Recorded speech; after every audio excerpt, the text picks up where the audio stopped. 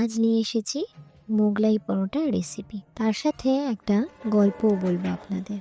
আচ্ছা, মোগলাইয়ের রেসিপিটা তার আগে একটু বলে দিই। 500 গ্রাম ময়দা, 1 চা চামচ নুন, 1 চা চামচ চিনি, সামান্য ঘি ও সামান্য সাদা তেল দিয়ে ভালো করে ময়দাটাকে মিশিয়ে নিতে হবে।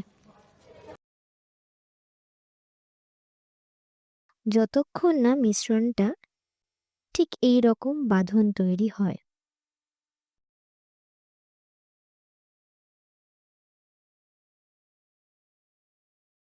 এরপর অল্প অল্প করে জল মিশিয়ে নিতে হবে।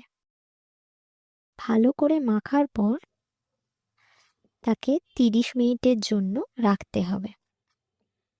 আচ্ছা, ময়দাটা রেখে দেওয়ার জন্য ময়দাটার গায়ে আমাদের ভালো করে তেল মাখিয়ে রাখতে হবে।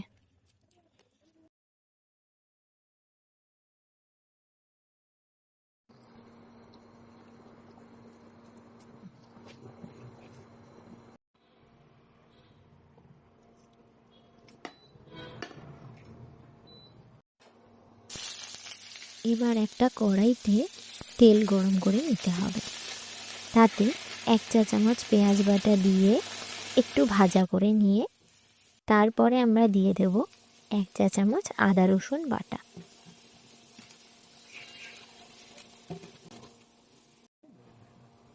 কিছুক্ষণ নাড়ার পর আমরা তাতে দিয়ে দেব গুঁড়ো করা বাদাম।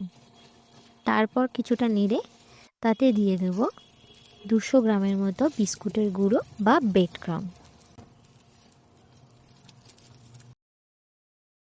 সবকটা জিনিস দিয়ে আমরা একটু লাল করে ভেজে নেব।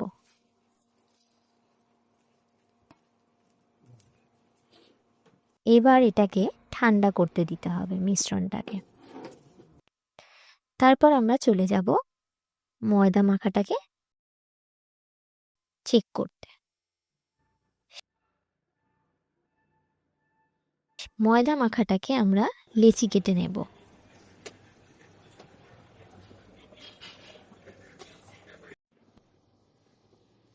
তারপর সেটাকে বড় বড় করে বেলে নিতে হবে।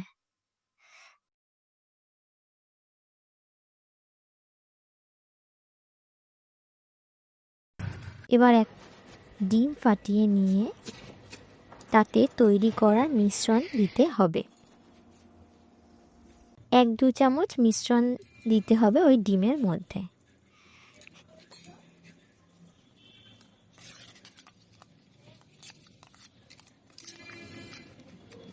বেলা ময়দাটাকে দোকানের কায়দায় ভাঁজ করে নিতে হবে।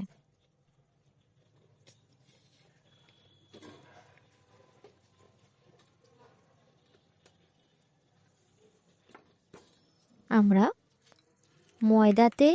ময়দা মাখার মধ্যে দিয়ে মাখাটার ওপরে দেব, দিয়ে সেটাকে দোকানের কায়দায় ভাঁজ করে নিতে হবে।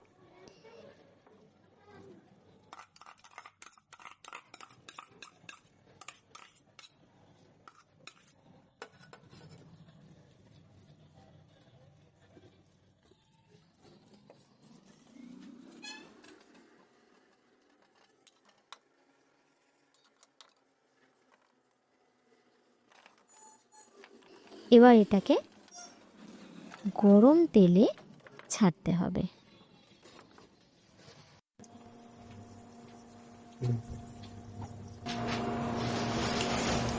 মোগলাইটা একদম কম আঁচে ভাজতে দিয়ে দেবো। আচ্ছা, যতক্ষণ না জিনিসটা ভালো করে ভাজা হচ্ছে ততক্ষণ আমরা মোগলাই পরোটার গল্পটা এবার শুরু করি। সময়কালটা তখন 1569 থেকে 1627-এর মধ্যে। সম্রাট জাহাঙ্গীর প্রতিদিন মাংস পরোটা খেতেন। খেতে খেতে তার একটা মুখে অরুচি হয়ে গেছে। তখন তিনি তার বাবুর্চিকে বললেন নতুন একটা পদ বানাতে 10 দিনের মধ্যে। সম্রাটের বাবুর্চি আদিল হাফিজ উসমান জি তিনি অনেক ভাবনা চিন্তার পর 9 নম্বর দিনের মাথায় এই মোগলাই পরোটাকে বানিয়ে সম্রাটকে খাওয়ান এবং সম্রাট খুশি হয়ে 1001টা স্বর্ণ মুদ্রা উপহার দেন ওনাকে। সেখান থেকেই শুরু হয় মোগলাই পরোটা। তারপর সেখান থেকে যায় মুর্শিদাবাদ, তারপরে আসে কলকাতা কেবিনে।